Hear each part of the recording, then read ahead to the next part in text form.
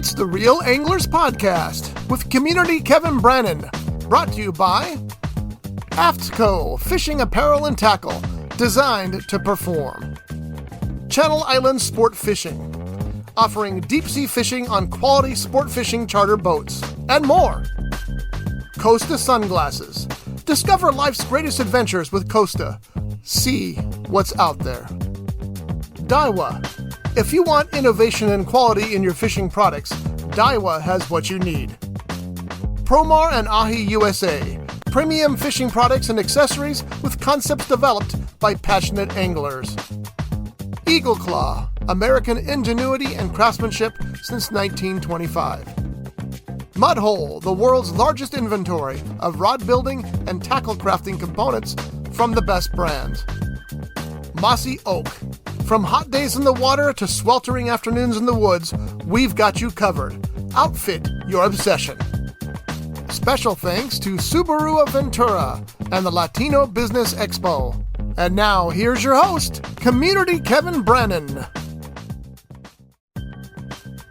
Today's guest, Captain Dave Colker of Channel Islands Marine Safari Adventures and the Ventura County Commercial Fishermen's Association.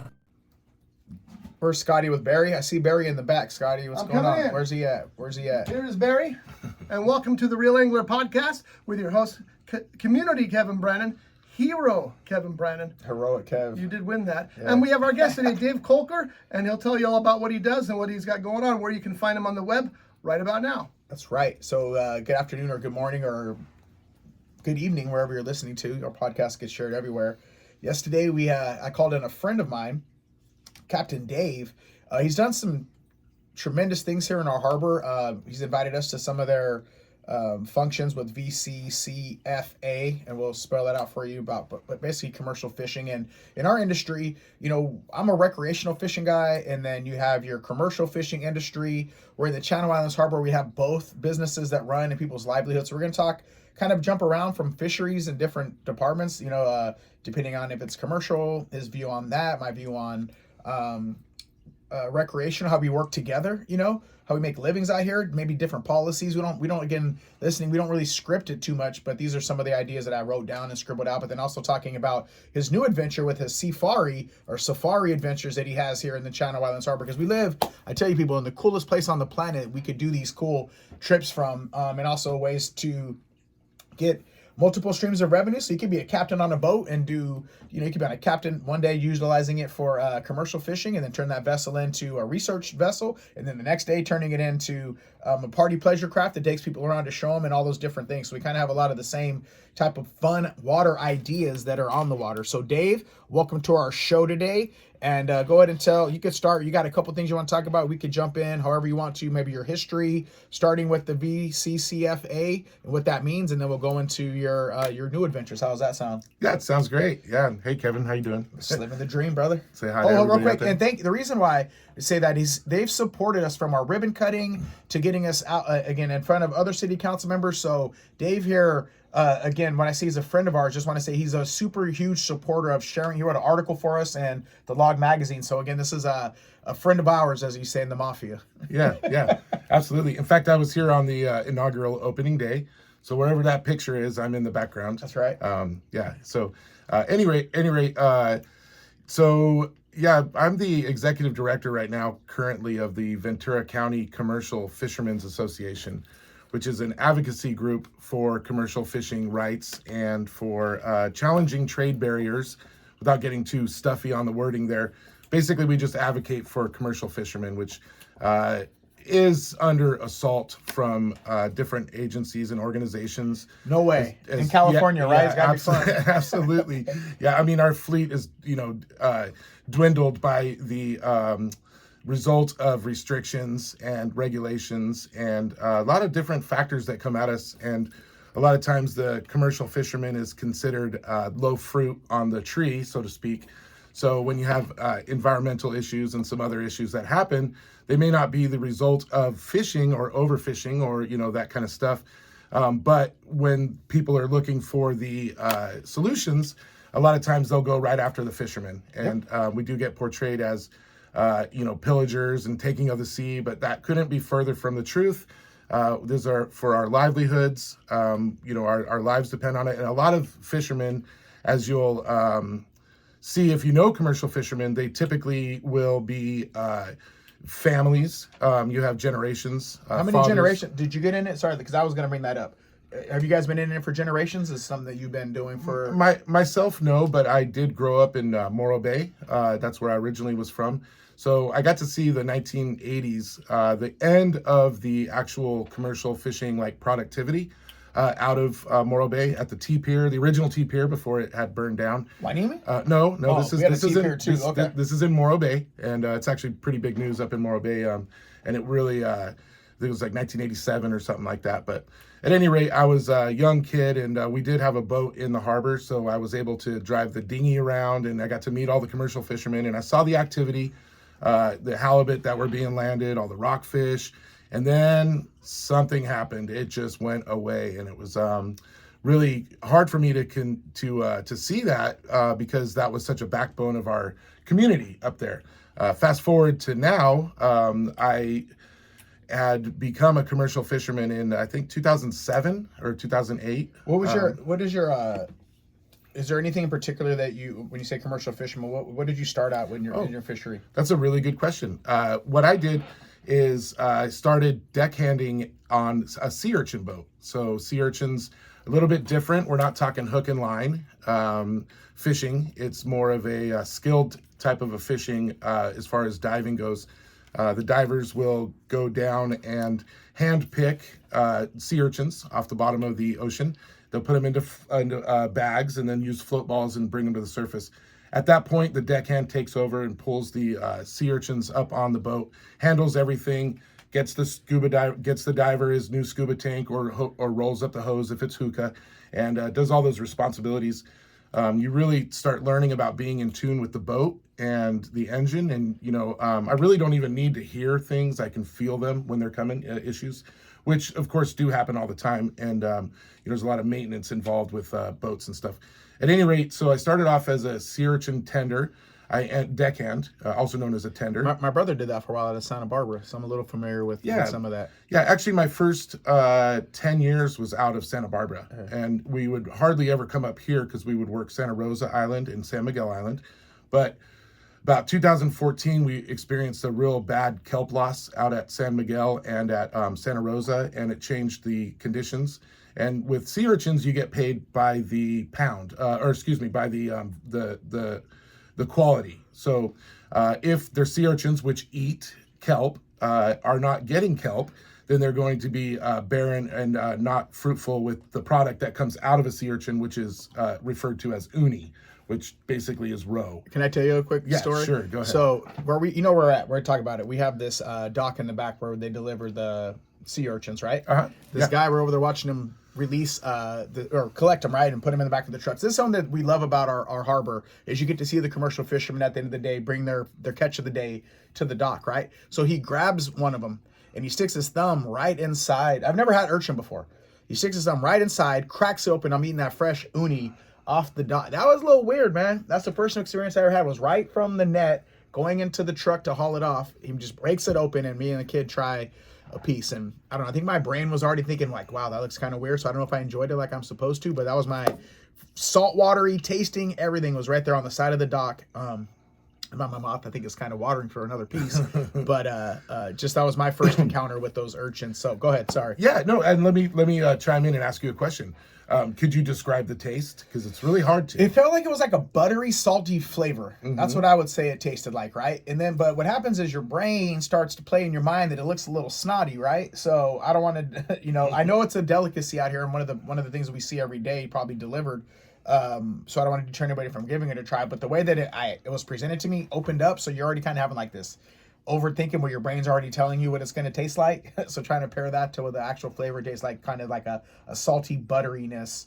I think that's what I could explain. Actually, that's really good. I don't usually get that kind of an answer, but that's actually how I feel about it the same way, and I call it like an almond butter. Yeah, that would be an ideal grade A. I think mine were salty because the salt water was still on it. Like, I mean, literally, he pulled it out of the net. Purple things are moving around. A little, what is the name for those spikes?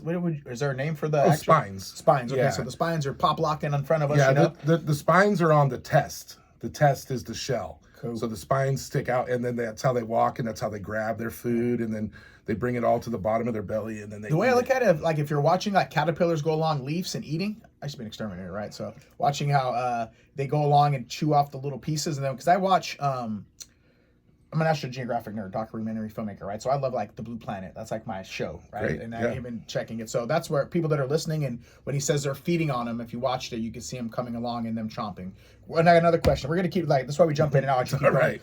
The starfish, the sand dollar, and the urchin are all in the same family, right? That's correct. Yeah. All I right, think it's fun called fact. echinoderms or something very close to that. Yeah. All right. So anyway, just some National Geographic nerdy stuff that you'll probably see when we start, because what we want to do is jump on their boats in the future, so that when we're making our educational documentary filming, that we could again show that, right? Like I'm the Steve Irwin of California, right? So I'm going to be the one saying, "Crocky, look at this little animal right here. This is the black sea urchin in his natural environment, right?"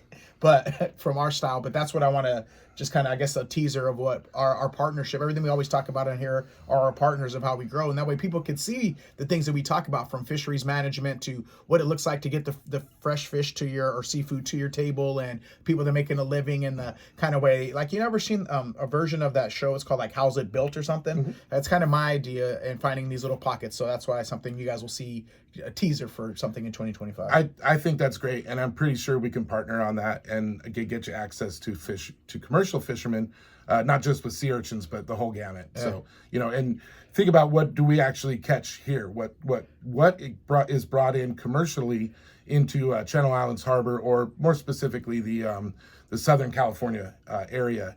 And what you got is, you've got rockfish, you've got you've got this squid, which is our biggest import, or what do they call it? Import. Our biggest import that we bring in, that we then sell to the world. Yeah, export. Yeah, thank you. So, anyways. I do this emceeing for the Port of Wainimi, so that's one of the facts that I got to share of the port, how much squid gets pumped out. So, yeah, interesting. Yeah, and so squid, swordfish. We get halibut and sea bass that we see pull up. That's right. You know what's trip? And we'll get back to your story about how you got into it too. Okay. I put a pin in that. Is that when you see them bringing in that like black cod stuff that we don't normally catch as recreational angler, but you see these black cod because these guys are able to fish in some certain areas that we don't really fish in recreational. That was kind of an interesting to, like, what the heck kind of fish is that? Oh yeah, we caught it over here. Or even a guy back here that's catching shrimp. There's like a prawns guy in our backyard. I'm like, I didn't even know we fished. So I'm still learning, being this close to the commercial dock, of all the other stuff that we, like you mentioned, that are always like part of where our recreational angler would catch, and then the sport fisherman, commercial fishermen catch for wholesale or resale or whatever, right? So seeing boats come in that are catching things that we don't normally catch is kind of interesting for me to see. Again, there's how much of a diverse fishery we do have in our backyard. Yeah, absolutely. And those black cod that you're talking about are called sablefish, and they're definitely worth catching. But there's a lot of gear that's involved in that. So I'm not an expert in that fishery, but that is one that is long lining fishing, I believe. If you could get me on that research boat, or like, not research, Okay. you know what I mean? Yeah. Let's get on that. Sure. Get me on that one. All right, Sure. go ahead. Keep And going. by the way, the hoist that you have here is not just for urchins. There's other fisheries that come there. They will unload black cod there. I'm sure you've seen them, where it's a little different with instead of having a big box truck, a lot of guys will just have a regular standard truck. Yeah. And then you'll see the aerators, because they keep the fish alive. And So if you're listening and you live in Oxnard, right, and you're from this area and you really want to see something cool, again, the catch of the day, if you come in here, me and Marshall will sit out there on the dock, and we talk about it in other videos where we go around and we pick up all the little things that fall out of the nets, like some of the sea urchin pieces and stuff like that we bring into the learning center. But hanging out there and watching 3 or 4 trucks pull up, watching the different catches being brought in, because when I was like lobster season the other day, you seen all the lobster hoop nets stacked up. So it's a seasonal thing. I'm always talking about life's changing in season, from lobster season to this season. But if you want to see something cool and interesting, man, and bring your kids down, come here about 4 or 5 o'clock in the afternoon and watch all these boats come. And it's something you might see on a travel channel where you're at fish like another, like what I call like Massachusetts or something, right? Rhode Island, where you see them bring in their catch, and it's right here in our backyard. So if it's something you want to see and talk to commercial fishermen and see how it goes, man, it's something to check out at the end of the day and watching the boats, because our learning center window sits right next to it. So I could look at that and be like, it's about 4 o'clock, because I could see them coming in with their little boats, unloading, and then taking back off, and I love it. You know. Yeah, So. no, you're correct. It's got that Cape Cod feel to it, and it's definitely an attraction and worth checking out and seeing that happen. And there's an odor to it, right? There's like this fragrance of the ocean, of the dock and the boats and the different catches. I swear they all have a different aroma too, right? Some of the shellfish from a halibut. I know halibut smell. The smell of that oil, I know it's halibut, right? Maybe that's just like you said. Yeah. Like you said, you hear things, right? And you already know what it is. And that's how it is, I think, for us, is when that fragrance that you smell of the dock and anyway, come check it out. Yeah, it's a full experience, no doubt about it. So back to your you were urchin boat diver up there, or working on that, and then you work your way up. You have to get a certain amount of hours before you get your captain's license as well, right? Water hours on the water to become a certified captain. Oh, absolutely, yeah, absolutely. The captain thing didn't just happen overnight. I mean, I've recorded 20,000 plus hours at sea. I have 1,000 trips to the Channel Islands, overnight trips. You're talking about a 12 to 15 year career of working about at the peak of it, we would go about 100 times a year. So every 3 days. So we would work 3 to 4 days a week every single year for, a good solid 10 years. And then things kind of started changing, like I said, with the lack of kelp and the amount of time that we were actually able to get out to the Santa Rosa and to Miguel and actually get some good products. So, yeah. So you love is there a Channel Islands that sticks out to you the most? Like of course, Anacapa, the arch is cool, but something about Santa Rosa and that I don't know. I don't know if I have a favorite island or one. Santa Rosa is way out there. I've only been to San Miguel a couple of times.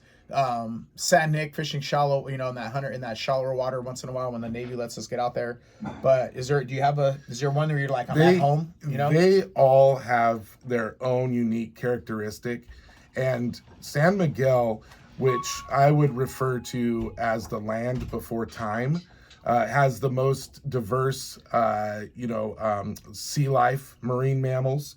It's got everything from elephant seals, bull seals. I mean, you're talking, I don't know the exact number, but 1,000-pound elephant seals. These things are huge. Yeah. I mean, they pop their head up out of the kelp, and you're looking at them, and you realize that's not their head, that's their nose. Then you see their head. And I mean, anyway, San Miguel, I call that the land before time.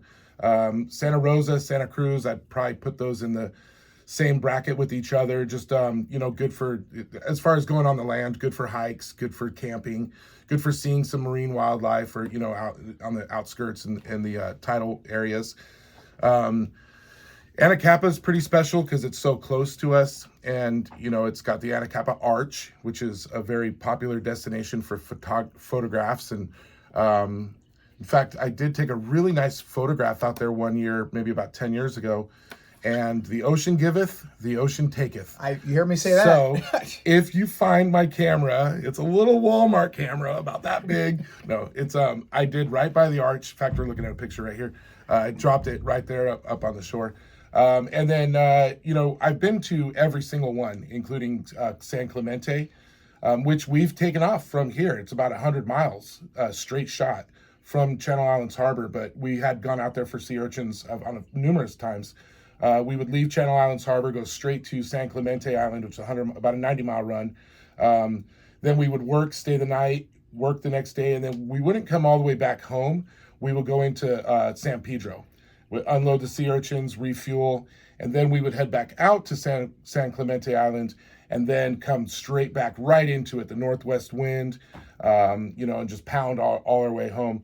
It's kind of first time I realized how big that Santa Monica Bay actually is, because I thought we were just going to breeze right past it. It just kind of came in the coast, a little close to the coast, came up by Palos Verdes, I believe is what it's called. And then we crossed over to get to Paradise Cove, come up north. And I was an hour and a half, and we were traveling 15, 16 knots, which is pretty good on the ocean. So, it was a lot longer than I thought. I was like, when is this ride going to be over? So knot is 1.2 miles per hour, right? Yeah, I believe so. Like Yeah. 1.2 miles per hour. I hope I'm not getting so about 15. No, it's about 1.2. So you're doing about 15 miles, which is good speed, decent speed on it. Yeah, it sounds slow on land, but get on a boat and do that, and you'll really feel that, especially if you're on some of these boats that we use, like the Raddens, that, you know, we'll get up on step and then get on plane, and then you're basically just flying right across the water.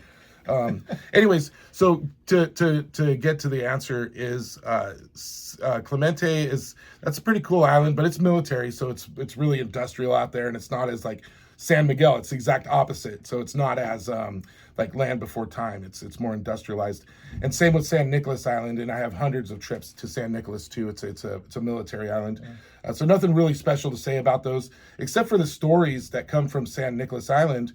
You know, like Island of the Blue Dolphins and some of those cultural stories that we have from around here, and some of our natives, and, you know, stories like that. It's cool to be in those places where they're, you know, you're part of a culture, part of a history. So to sum up the actual answer to your question, it gets me to my favorite island, which I would call Santa Barbara Island. SBI. SBI? We were just out there the other day on the Mirage. Yeah, and that's a treat to go see because it's 40 miles directly south. Yeah. Directly south out of this harbor. So you're going to just go straight south. Just put the boat on cruise control, go straight south for 40 miles, and boom, you'll see it. It's a little 1.5 by 2 mile island in the middle of the Pacific Ocean. I mean, you can see Clemente. You know what's interesting? Yeah. Santa Barbara Island is south, and Santa Barbara City is up north. I just want to throw that in there. But it is really interesting. In fact, actually, Santa Barbara Island, we're trying to figure this out, but it falls under jurisdiction of Santa Barbara County. And we don't understand how that happens, and it goes over Anacapa without including Anacapa, which obviously is Ventura County. But it does. It's encompassed in this. So, yeah. But at any rate, Santa Barbara Island, really cool place to hunker down, and they have a nice anchorage in there. And I've got millions of stories from that island.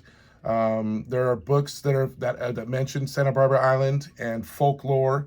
They used to think it was haunted, but it was actually, there were a bunch of cats on the island, and it was all the cats meowing. Wow. But like, you go out there and you stay the night, and woo, but really it's like meow. So again, for our listeners, if what we're talking about sounds, you know, you don't have to just be a fisherman to enjoy these islands. There are trips out here like Island Packers that we go on that could take you to some of these islands where you could walk around. So if you're listening, again, these aren't just fisherman stories of guys like us that are just salty, that love to be on the water. But if you want to get out there and check out some of the mystique that he's talking about, there are ferries and boats that will take you to these islands to either get off and walk around, or to take photos from and get out there. So if you're listening again, and maybe fishing isn't commercial or recreation like we do and we talk about, but you would like to see these historic Channel Islands, there are boats out there. Again, we'll just say Island Packers is one of the main ones in the Channel Islands to get you there. So feel free to, you know, on your time, your family time, your tourism time, to get on Catch Memories, that you can go out and visit these islands and spend time. You know, it's a national park.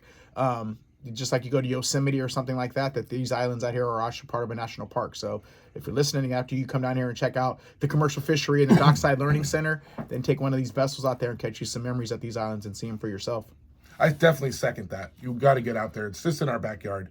It's not like it's on Mars or the moon or something. It's right here. So yeah, you got to experience it. So Santa Barbara Island, that's the answer. I didn't want to go without mentioning Catalina Island, so that I complete the whole gamut of all the islands that I visited. And I have worked at harvesting sea cucumbers and sea urchins off of Catalina Island. But I've also visited there for pleasure, and I do call that like California's Hawaii, and it is great. Yeah. And there is a great campground. You don't have to spend a bunch of money if you want to go to Catalina Island. Look up Hermit's Gulch. It's a campground. It's about a mile up after you get off the boat at the anchorage at Avalon Harbor. So, you know, most people think you got to go there and buy this through $400, $500 a night, 2-night minimum hotels. That's not the case. You could go back there and camp for about $15 a night and just backpack it and get up the hill. It's just really cool. That's how I do Catalina Island. Catalina Island, I think they make a ranch. Just to throw it off, because I'm going to ask you a cooking question now. Sea cucumber, is that, how do you prepare that, man? Tell me, lay that on me, man. What do they do with the sea cucumber? I know it's not putting in a salad. You ain't putting tahini on it and making pepinos. I'm just joking. But honestly, what do they do with that thing? So, man? First of all, I've never had a sea cucumber. Just to make sure that you know that. Okay. You haven't sampled it all out there just to give it a try? Okay. No. But we actually do harvest them out there. We process them out there. So what we do is we'll get the sea cucumber, and they can average from this big to this big. And when you get them, we actually cut the bellies open, take out the guts, take out all the innards. It's not too hard. It's a little trail. And then boom, you throw them in a barrel and with live water. And then that's our end of it. We're done. Then we take it in and we'll bring it to the hoist and we'll unload it. And then a processor will take it. What the processor will do with it is they'll dehydrate it.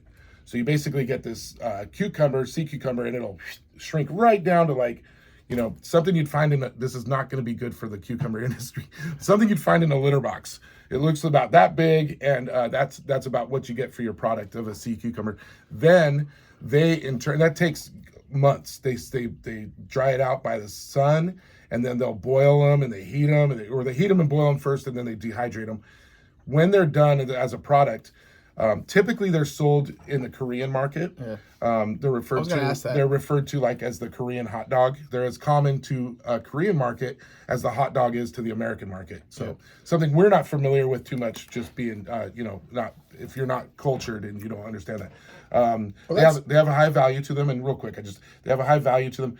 When they someone buys it, typically they'll throw it into like a tea or into a soup, and they'll rehydrate it. And then that's when you consume it. And you're consuming the flesh, the meat. That's what I was gonna. Sorry to cut in, but it is something that we talk about. That there's with the ocean, how many different cultures enjoy seafood in different ways, right? Some people might not want to eat a jack smell. Oh my God, it's terrible. We talked about this last night at the Lions Club presentation. But there are health benefits, and people that eat certain things out of the ocean that America, like you say, people are like, you eat a hot dog, you don't even know what's in that. It's combined meat, snouts, and elbows, and all the innards and stuff, and you eat those, and we do. And then at the same token, we might say, oh my God, somebody eats that. But that's what's neat about fishing, is that there is a cultural about the cuisine side of it, right? Well, we might think, again, I get my fish filleted, right? I want to cut it, fillet it. I don't want to see a bone. I don't want to see a head. Then you got another guy on the boat that wants it just gilled and gutted because they like to make fish head soup. So that's one cool thing about fishing when you go out, is to hear the way that you prepare and cook and eat and harvest. That's the term we use, harvest different types of animals from the ocean that are a delicacy. Because again, I might not want to eat uni, and that's what it's called, right? UNI. Yeah, right. But somebody else, that's why I said I want to discredit it, because it is a delicacy out here. It's one of probably our top exports as well, as far as what we see coming to our dock right here. But again, that's what's neat, makes fishing neat, is that there's so many cultures that could take something that we might know, that we don't, a certain species, and eat it. I tell people, well, can you eat that fish? Well, it's healthier than a flaming hot Cheeto, or it's healthier than whatever's in a Big Mac, but again, it just might not be your cup of tea, but some other people do. And sometimes that's what, again, our fishery out here is for different diverse cultures that eat it. Like, I don't really eat octopus and stuff, right? But pulpo in the Hispanic restaurants are common, but I just, something about it, I don't eat them. So just to keep your open-mindedness of what we can harvest from the ocean, man, and how people do eat it and enjoy it. I think it's cool. It's like a cultural anthropology type of a thing, right? Just check that out. Absolutely. And if I can, I kind of want to interject here, because you're talking about it as a food product.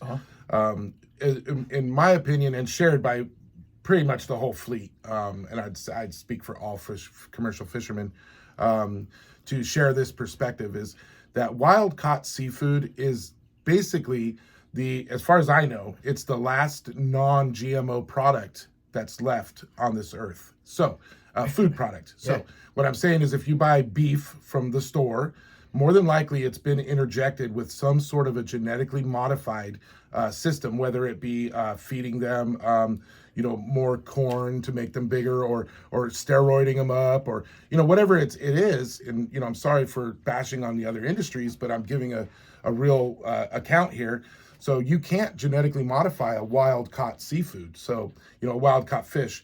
Go try to catch a tuna, inject it with a steroid so you could come back and catch it in 3 years and see how that's going to go.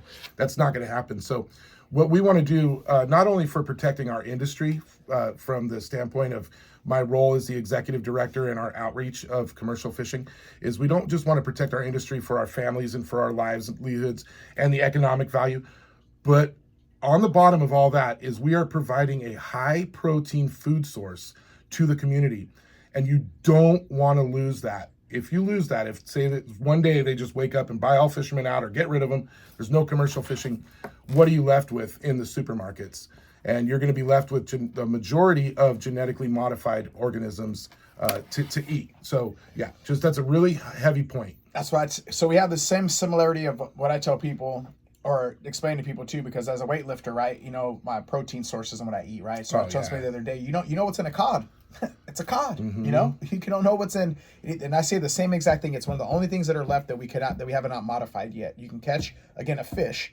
You know exactly what's in it, right? If you sport caught, recreational caught salmon, you know exactly that's just salmon, right? And that is I actually put down there, Scott, to cut that out. So if you make a little teaser, if we could pull that part out to put in there, that's well said, man. Again, so there's so many benefits for fishing that you're hitting home with right now. Why I am I'm a president. I was a president for Coastal Conservation Association, right? So you got two presidents here, directors for the same industry, because there's a livelihood at stake. There's a tradition at stake in our backyard of catching your own fish, recreation. There's so many things that go on to it, and we have to protect that from when they're changing these policies out here. That takes little bits of that away at a time, right? That you could catch your own food. Something about catching your own feast and harvesting it, our hunter-gatherer connection that we have, And I'm sure hunters might say the same thing. Going out and shooting a deer that you harvested yourself and having that meat in your freezer and eating that is something that we've been doing forever. So we do have to make sure that we are conserving these ways of human nature, but again, the pureness of how fresh it is and hasn't been modified, right? So yeah, I mean, give me the knuckles on that. Yeah, let me put the cherry on top here. Do it. Is you never see recall on wild caught fish or a wild caught hunting animals. You never see a recall, on a pig that you shot, or a buffalo you shot, or a tuna you caught. There's no recall. And think about that for a second. I mean, as opposed to, we have a recall on this chicken that comes out of this, industrial complex. Yeah. That happens a lot, frequently. I remember it was spinach one time when I first learned about it. There was some E. coli breakout on spinach you couldn't eat. You got to go back and look at the lot numbers and do it. So again, we're not trying to put down, like you said, any That's other, right. Because we are recreational. I'm a recreational fisherman. He's a commercial fisherman. So sometimes even we're like, because they'll start pinning us against each other, and that's not what we're trying to do here. The thing is that we're saying that there's the benefits of the food that we get and we're ingesting and preserving that, so that legislation and other policies that we fight for, our rights to continue, again, how to make an income, but also something that you don't want to have tampered with. Yeah, absolutely. And I'm not at all trying to bash any other industry. I'm basically putting. I'm sure they know though too, right? I'm sure, again, if you go back again in history and say, years ago on a ranch and a cattle, what the farmer was doing, right, and how things have been changed to grow it and to get more production and stuff. So I'm sure they have an initial their own feelings on what they do, and remembering the old days of when you would go up there and just milk the cow this way, and you would just get it pasteurized right there, versus what they've had to do to cover mass orders and stuff like that. So I'm a nerd on is that other show is like the Foods That Built America, and watching the transitions of how food and the way we get it and the way we consume it and how we keep it. Back in the day, you'd have a little bitty refrigerator because you only had like one piece of meat from the butcher, and that would last you the week. You didn't have all these new things that fill up your pantry. You didn't even have a pantry. You had just a couple items. So I'm just, again, a historic type of nerd of the time, because I think that's important. Let me throw this in there, is that we have to adjust to certain new eras as well, and not scamp around to run to save everything. That eras do shift, and we do have to make some different changes throughout it, because that's just the way we evolve. Some of it is just evolution. Yeah, absolutely. So again, we talked to you about urchin boats. You're out of Santa Barbara. You made your captain's license, because I want to make sure we get your story in. We got about 15 minutes left. Okay. We have your story about your new business that you're doing, the Channel Islands Marine Safari Adventures. But then you also said, let's jump before we transition. You had a story about coming up here from was it Morro Bay that you wanted to share. So let's talk about one again. And this is what we like about this. About fishing, telling stories, catching memories, especially on the ocean, bro. You figure out how small you are really quick sometimes. So go ahead, jump in there with your story, man. Well, okay, let's do it. Yeah, there's a couple. Hold on, and look how he's dressed. Yeah, absolutely. Looking like Gilligan. So let's sit right back and enjoy the tale. Yeah, that's right. Let's go on a 3-hour tour here. All right. So at any rate, let me give the quick version of that story. We were bringing a trawler, which is a type of boat. Mostly people live on it, houseboat type of boat. Or, they use it. It just looks like a houseboat. Trawler, if you don't know what it is, look it up. So we were bringing a trawler down from San Francisco all the way down here to Channel Islands Harbor. So what we did is we made 2 legs. We went from San Francisco to Morro Bay. We left the boat there in Morro Bay. We came back home. We came back to Morro Bay 3 months later, picked the boat up, and then took it around Point Conception, which includes Point Arguello and Point Conception. So we're on our trip from Morro Bay to Oxnard, and it's about a 24-hour run at about 10 knots. So the captain, Ray G, he let me take chart the course, and I was a little concerned about Conception. It was my first time traversing through from Arguello to Conception, and the stories I've heard, I mean, that it eats boats. It has eaten a whole Navy fleet, honestly, in like 1918 or something. So around Point Conception, things change in California, right? That's where north of Point Conception, south of Point Conception. That's a destination that you hear a lot. And some of the climate change, right? It's like a kind of loops around, right? Yeah. It's the point of Santa Barbara. Basically, comes down, and then Santa Barbara sits in this lee. So on the other side of that is all the northern stuff. So it's exposed to wind. It's exposed to currents. It's exposed to a lot of elements that make the ride could be extremely rough, which we found out. So anyways, when I plotted the course, I shot to overshoot San Miguel Island from Morro Bay. And then I figured I would come down swell back into the lee. 99.9% of the time, that Santa Barbara area is completely fine, calm. It might be a little bumpy, but it's all doable. We picked the 0.1% time to go through there. That was not the case. So the story starts out in Morro Bay. We're picking the boat up. We go to a bar there, Otter Rock Cafe. It's not there anymore. And I meet a friend. I actually met him for the first time. And we had some common friends from when I was a kid growing up there. And he told me he was an electrician and he was working in Oxnard. He's also a fisherman.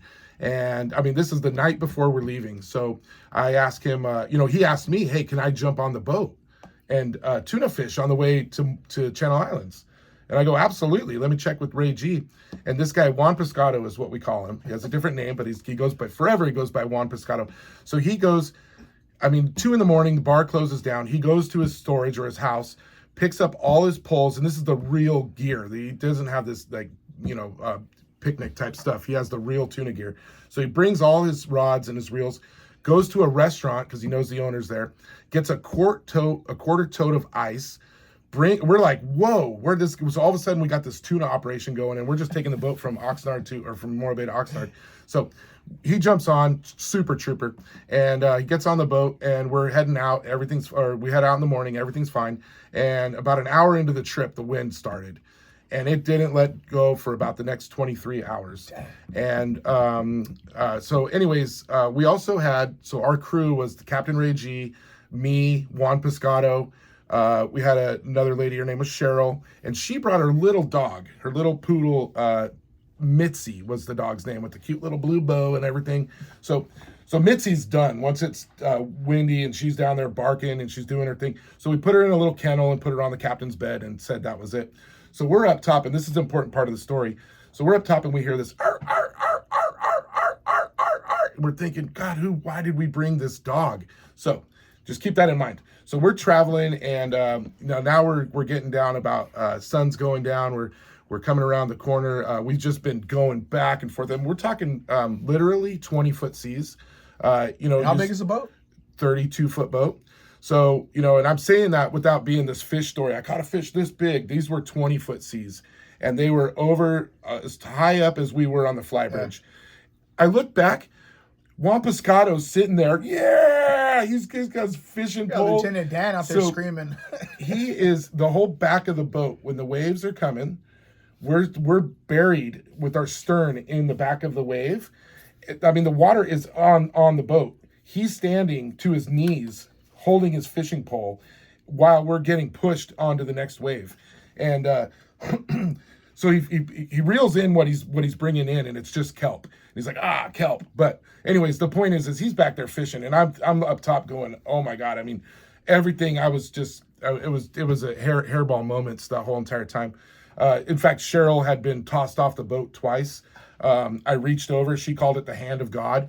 I reached over. She was about 70 70 years old or so, not to Really? sell her out, but yeah, she was an older lady, or in her. Was she out there was she the galley cook or something? Or No, was she came along for the ride. She's a friend of Ray G's. Okay. And so she came along with her dog. And, because we were thinking, our trip, we originally came from San Francisco to Morro Bay. No problem. I did 20 out of the 24 hours at the wheel. Saw whales, had birds around. It was really nice, calm. So we got tricked or duped into the sense of the lull of thinking that this trip was going to be super fun and we were going to go fish the backside of the islands and all this fun stuff, when it wasn't the case. So I grabbed Cheryl, busted her knees up and stuff, but it was better than being in the water. Yeah. We would not have been able to turn that boat around in those conditions. The boat would have broached, it would have flipped. There's 100%. We wouldn't have been able to turn around. And I'm sorry to say this because it does kind of sell Ray out, but we had some unpreparedness that happened to us. The radio was not working. We were out of cell phone communication. And we tested our flares once we knew that we were kind of in peril and in a problem. And we got, and these are like 1985 flares. They're like nothing. We could have just burned a birthday candle. So anyways, we're kind of in this like, oh boy, we need to get out of this. Anyways, long story. We finally get into Oxnard, or we're about 2 miles away from Oxnard. There's a bunch in the middle, but for the sake of time. So we get to about 2 miles off of the break wall out here, and Pescado goes, "There's smoke in the cabin." Okay, so we're still hearing this ar, ar, ar, ar, ar, ar, ar. So anyways, Captain tells us, drop the anchor, do whatever. Anchor won't drop. So he tells me, he goes, hey, why don't you call the emergency on your phone. So I Googled Channel Islands Harbor emergency phone number. I got it. I didn't have it prepared. And then so I hit it and I go, hello. And the guy goes, hello. And I go, okay, I'm thinking he's going to say it's the Channel Islands Harbor emergency line. Uh-huh.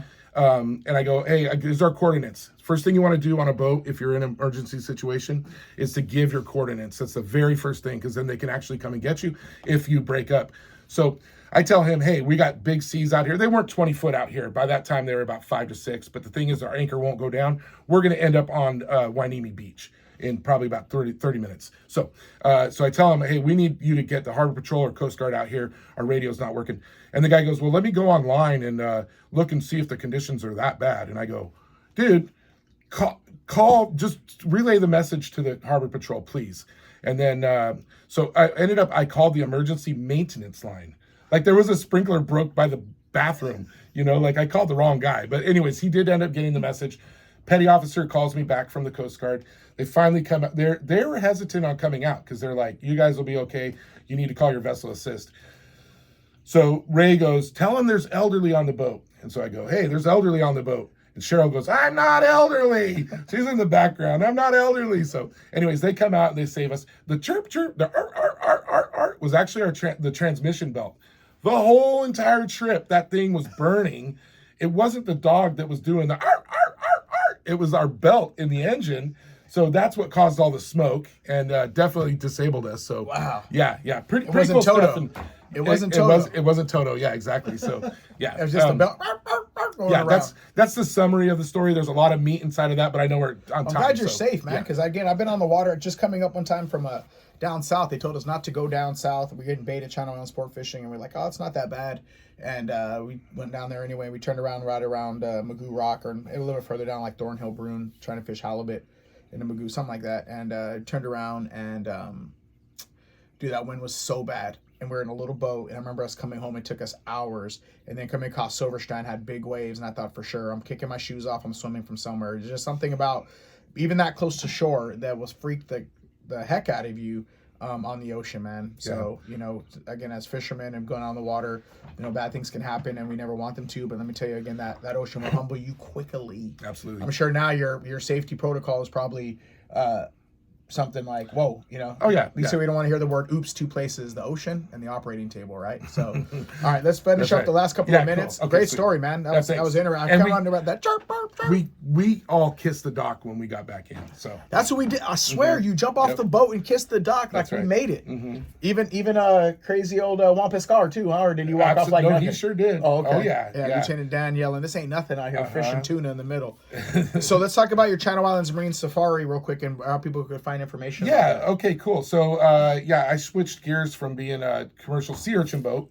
Took the 32-foot Radin that I have, and I've outfitted it into a like a tiki paradise kind of deal. I built my own benches on the back. I built my own wood floor, subfloor, canopy, cage, roll cage over the top out of aluminum that I shellacked to look like bamboo. So I've got mood lighting, and I've got some tikis inside of there, and then a box in the middle, which belongs to the Jellyfish Witch, which has its own story. But you got to come aboard to find out. But it's bench seating, and right now I'm doing tours. Oh, by the way, it took about 2 years to get it off the ground. Yeah. But now that I'm where I'm at, with insurance, there's so much stuff, and all the I's are dotted and the T's are crossed, and so now I can do 6 people at a time. For the next 2 or 3 months, I'll be doing harbor tours. I do the daytime harbor tours about 1 o'clock, 3 o'clock. And then my nighttime tours, which because the light is going down now, there's 5 and 7 o'clock. Each one has its own benefits. I've done 6 or 7 so far. I've been open for a couple weeks. You gonna do anything for the Christmas parade? I'm on the fence. The parade goes so slow that it's kind of murder on my transmission. I mean, it's a real deal. So how far do you go on your trips then? What is it? What is your safari? Is it just a harbor tour? Right now it's a harbor tour. It's 90 minutes. We circumnavigate the whole harbor. We check everything out. We look at the sea lions. We look at the pelicans, the cormorants, the birds, the sea life. I tell you a little bit about the museum. Part of the mission statement in the Channel Islands Marine Safari Adventures is it's not just a boat ride as well. Mm-hmm. I'll tell you places that I recommend to go eat. I'll tell you what's happening with the nightlife. I'll tell you the events that are coming up. Give you special tips and where to park, how to navigate this area here. We're getting so busy now that information is valuable in itself. So. Do you think that's going to be growing? We didn't get that much time about the Carl's Land opening up here, and working with them and the development, and when that opens up, being a part of getting people around the harbor and showcasing what they have here as a tourist attraction. Yeah, not necessarily. I think that yes, I'm going to work with the Carl's group. I've worked really closely with them. I've supported it. Yep. Thumbs up. But my role isn't going to be so much of what I think you're painting the picture. I think the Channel Islands Harbor itself will end up getting a boat taxi to come in and be able to take people around. I'm limited to the 6-person, and in order to run my boat, I've got to have. But I mean, when you said places to eat and things that they could do, of course, drive them around here. Make sure you tell them to stop by the Guppy Learning Center too. Okay. We if the time allows, we go down here.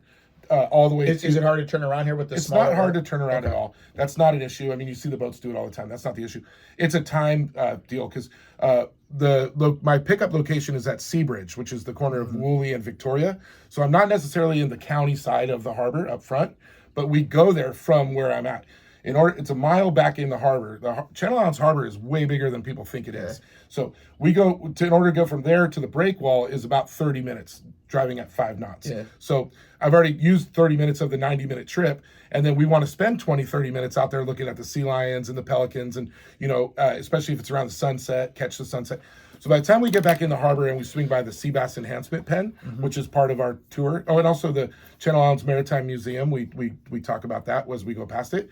So by the time we get to the Sea Bass Enhancement Pen, we're usually about 60, 70 minutes in. It's going to take me another 20 to get back. So I may take the run up here to the Fisherman's Wharf area, or I may not, just depending on time. It's kind of a loose part of the tour.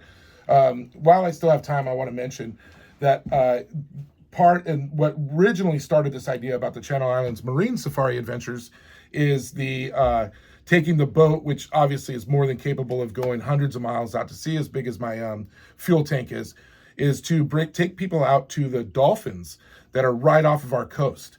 And you're going to be able to do this in the comfort of being on a Radin. And the selling point of the Radin boats, RADON, is that they're very stable.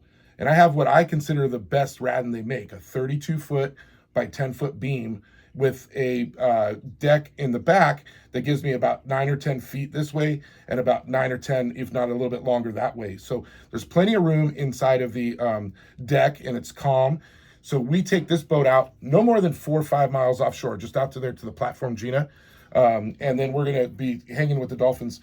At this point right now, I don't expect it to be this way forever, but at this point, I'm 100% on finding those dolphins. So, That's with the rat. We got to wrap up. I have a Zoom ad. Yeah, I got you. Let's all do good. it. Let's wrap it up. You know the dolphins chase the boat. So if you're in a rat and lower, do people get like a closer view to how close the dolphins get to sea versus they're on the gentleman, right, and we're on the front of the bow, and you see the dolphins and they're great. But how close are you surrounded by the dolphins if you get them around your boat? Yeah, well, two big differences. The gentleman's on a path. It's doing something it's coming back into port. Right. They're not unless they're doing it specifically for the dolphins. And then the only time we stop is if we see whale or orca. That's when we'll really stop and let's take. But go ahead. Yeah. So what you get more on this more. So the way my friend put it is that I have a friend that was we were talking about the business, and he said, absolutely these are good. The boats that go out whale watching, they're all good. But if you consider them like the bus, and then we're more like the taxi. So it's more individual, like we're telling you where to go rather than where the group is going. There's nothing wrong with where the group is going, but it makes it a longer day. It's more, we call it intimate. There's more of an intimate. And then we have the more intimate setting, and it's there. Those will be 3-hour tours, believe it or not. And I'm gonna go with that. I'm gonna go with it, 3-hour tour. But anyways, So it's when we do that. So I take the boat. The boat's my hand, and I actually can. They have a speed that they like.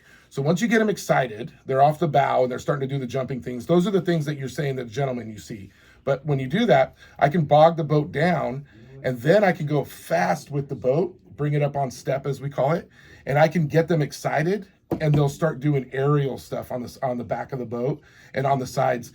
And the scene that I have, if you look at the boat, if you're sitting there and you're looking straight to the stern, you'll see the way I have it with the bamboo stuff and all happening. It's like a picture frame. And that's what I want, is the dolphins jumping in that picture frame as people are sitting on the boat, and I'm just revving it up, and we're jolly and going right along. So where do they find you? Let's wrap it up with the... So CIMarinesafari.com. CIMarinesafari.com is the website. I also have social media. I got the YouTube, I got the Facebook, and I've got the Instagram. And I'm going to want to do a video probably with you when you get that going to see if maybe we could do a little tour, make one of our clips that we could share and help you get that out. Is that absolutely. I'm 100%, and let's work together on that. Before we go, because of the VCCFA stuff, that's vccfa.org, and that'll get you to the Ventura County Fishermen's website. So we're gonna have to come back and do another one here in a couple months, and awesome. We're going in the spring. I'm getting another call from somebody else. The Zoom meeting is going off. Community Kev it's Wednesday. All right. Thank you everybody for tuning us. Thank you very much for joining us today, man. We really appreciate all your support. Let's go. Brought to you by AFTCO Fishing Apparel and Tackle, designed to perform. Channel Islands Sport Fishing, offering deep-sea fishing on quality sport fishing charter boats, and more. Costa Sunglasses. Discover life's greatest adventures with Costa. See what's out there. Daiwa. If you want innovation and quality in your fishing products, Daiwa has what you need. Promar and Ahi USA. Premium fishing products and accessories with concepts developed by passionate anglers.